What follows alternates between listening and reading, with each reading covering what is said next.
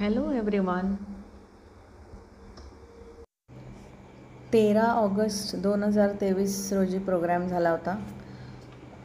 कसं काय ते हे गाणं स्किप झालं, व्हिडिओ अपलोड करायचा राहिला, पण गाणं खूप सुंदर आहे. हे आँखों की गुस्ताखियाँ माफ हो फिल्म आहे हम दिल दे चुके सनम.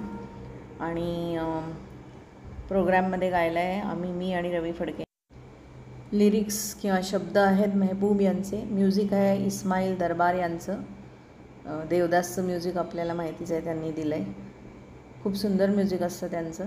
नंतर सिंगर आहेत कुमार सानू आणि कविता कृष्णमूर्ती, आणि ॲक्टर सलमान खान आणि ऐश्वर्या राय. तर आता आम्ही प्रोग्राममध्ये गायलं आहे मी आणि रवी फडके यांनी. ऐकूया.